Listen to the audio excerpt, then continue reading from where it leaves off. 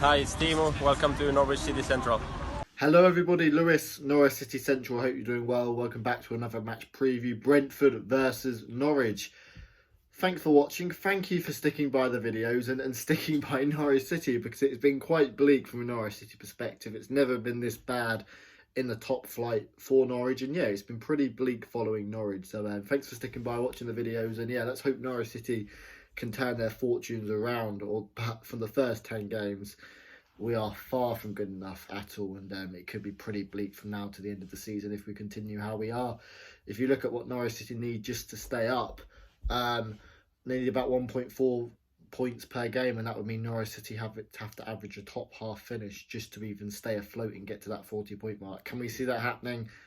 It's looking pretty bleak, and that performance against Leeds, the way the players rolled over, seemed pretty resigned to relegation. Norwich already 8 points off safety with a terrifyingly bad goal difference. And look at Brentford, they came up with us. I honestly think if Norwich City lose this game against Brentford, then I just cannot see a way how Farke can stay in the job. I find it pretty unbelievable he's still in the job now.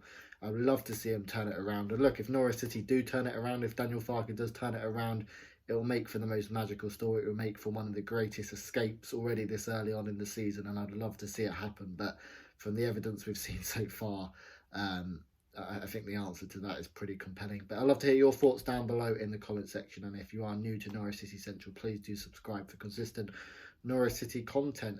Let's look at the opposition, Brentford. And Norwich City finished top of the Championship in that magical season. Oliver Skip, Buendia, of course, two players who aren't here now, doing unbelievably well. And it was a 97-point Championship winning season. It was amazing. Brentford finished third. They finished, I think, 10 points below us. Yet Brentford are 10 points ahead of us in the table, which says it all, really. If you look at the transfer money both teams have spent, Norwich City has spent £60 million.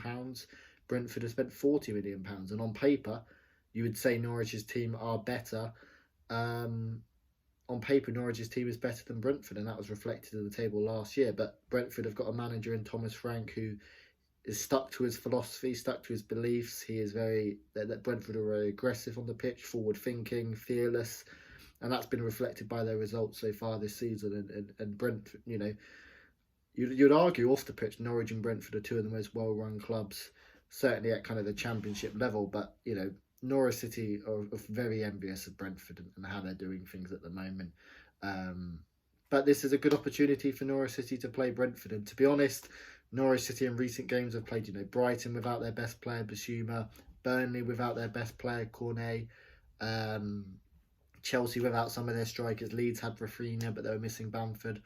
But if you look at Brentford, they're going through a real injury crisis at the moment. You could almost make a whole team of players who are out for Brentford. And it gives Norwich City a really good opportunity. Brentford, of course, had a really good start to the season, but they're coming off the back of three straight defeats, losing to Chelsea, Leicester, and most recently against Burnley. So Brentford are slightly out of form, a few injuries, and yeah, surely Norwich City have got to just put in at least a good performance in this one, and it's a really good opportunity for Norwich to play Brentford. And look, Brentford have started really well. I don't expect them to finish as high as Leeds did. I expect them to finish around 15th. But what Thomas Frank has done is he's installed a real belief and positive mindset with these players, and yeah, I'm really envious of Thomas Frank and how Brentford are applying themselves. Of course, key player Ivan Toney, he's done well, maybe not as well as some people would expect, but he's probably their key player. He's going to be fancying his chances up against this Norwich City defence.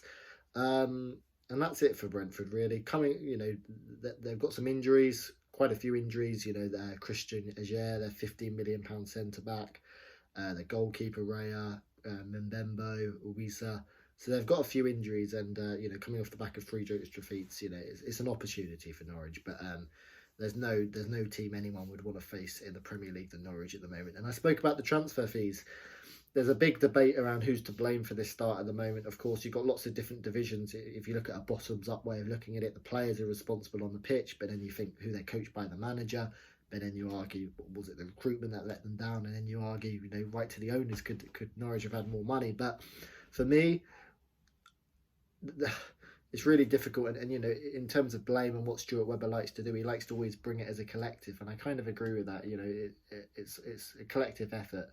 But as you say, Norwich City has spent £60 million. I think a lot of the players on paper are good players. Brentford has spent 40 million. And I honestly believe that if Thomas Franke was managing this Norwich City side and Daniel Farke was managing the Brentford side, I'm not saying both teams would be in completely opposite places, but I definitely think we'd have more points under Thomas Franke just because of the belief and the attitude and the mentality he has going into these games. Norwich City losing that game against Leeds last week at Halloween, that was a real critical one and a real blow. Norwich City have an okay first half performance. Then the second half, Leeds were just targeting Rafinha versus Omar Bamadeli, who had a good game to be fair to him, but Leeds eventually get their goal. And then we reply through Omar Bamadeli, giving us hope, and then a silly error from Kabak leads to Leeds having a shot 30 yards out, and Tim Krul makes a mistake there. But what angered me most about that Leeds performance is the response after 30 minutes to go. We're so used to seeing Daniel Farke's teams trailing in games and Norwich City being progressive, moving the ball between the thirds and creating opportunities. None of that happened. Norwich City reverted to Grant Hanley kicking a long ball 50 yards again and again and again and again and again to Timo Pukki, who's never going to win a header. And Norwich City could have played for hours on that Halloween and it would never have looked like scoring again. Leeds were comfortable. They sat back, they protected their 2-1 lead, and it was easy for Leeds. And that meant Norwich City are now 8 points off 17th with 10 games to go, which is really alarming. In terms of predicted XI, this is a team I'd like to see, but I don't think any fan would have predicted the team Daniel Farke played. It looked like it was going to be a back three. It ended up being a 4-4-2 with Omar Bamadeli left back, Kieran Dowell right winger. It was a little bit of a mess for me. And the only thing I can see Daniel Farke getting out of this trouble is just revert back to your style. And that's what I beg Daniel Farke to do.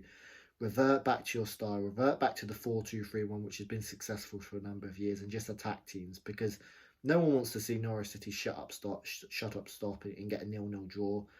Norwich have only scored 3 goals all season. And I understand you have to be solid at the back.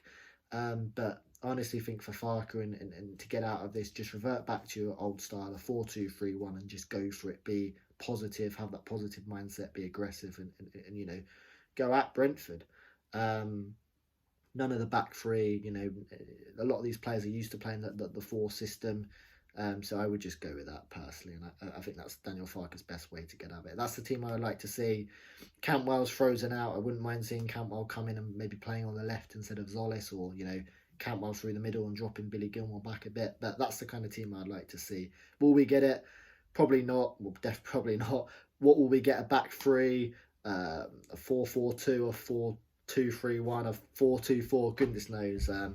All we know from Norwich City so far is they've been completely off the boil in this Premier League season, and it's been getting pretty desperate. Can Norwich turn their fortunes around against Brentford? Good opportunity to do so with their injuries.